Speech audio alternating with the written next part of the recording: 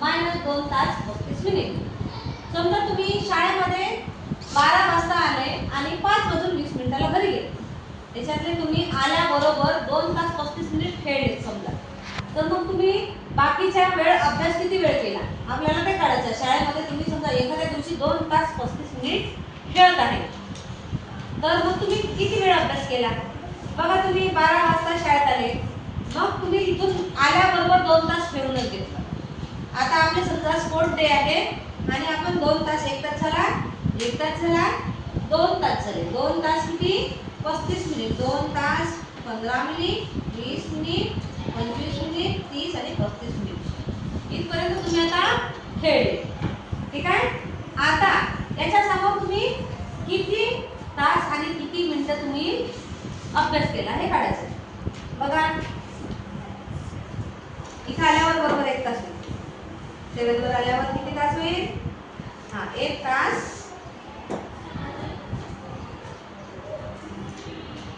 2 तास. आता किती 5:20 पर्यंत 2 तास झाले. आता 2 तास 5 minute, 10 minute, 15 minute, 20 minute, 25 minute, 30 minute, 35 minute, 40 minute आणि 45 मिनिट. 2 तास 45 मिनिट तुम्ही काय केला अभ्यास केला. कसं केला 2 तास आणि 45 मिनिट.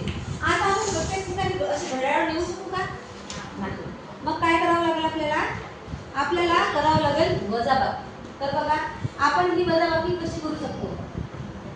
5 तास 20 मिनिट मायनस 2 तास 35 मिनिट. बघा आता 20 मधून 35 जाते का नाही. एका तासाचे मिनिट 1 तास बरोबर 60 मिनिट. आता आपल्याला इथे 20 मिनिटातून 35 मिनिट जात नाही, म्हणून आपण या 5 मधून 1 तास इकडे 1 तास इकडे आणला म्हणजे 60 मिनिट इकडे आणले. इथे किती तास उरले 4 तास उरले. मग हे 20 आणि 60 हे तास हे मिनिट एकत्र करायचे. किती झाले हे झाले 80 मिनिट. 80 मायनस 35 होईल की नाही. 80 मायनस 35 किती होते 5 उरले 45 हे झाले 45 मिनिट. आणि 4तून 2 गेले 2. म्हणजे आपण जेवढा वेळ घड्याळ फिरवण्यात घालवला त्याच्यापेक्षा आपण 1 तास इकडून उसना मिनिटामध्ये कन्वर्ट केला 60 मिनिट.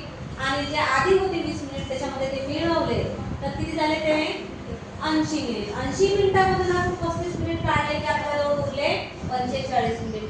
हे सोपी आहे की सोपी आहे सांगा बरं. सोपी काय वाटलं घड्याळ की हे घड्याळ आपण पहिले समजण्यासाठी घड्याळ वापरायचं. आता समजलं ना आपल्याला घड्याळातून त्याच्यानंतर मग आपण पेपरमध्ये असंच करू शकतो हो की नाही. तर मग अशा प्रकारे आपण काढायचं. समोरचं उदाहरण तुम्ही सोडवून बघा.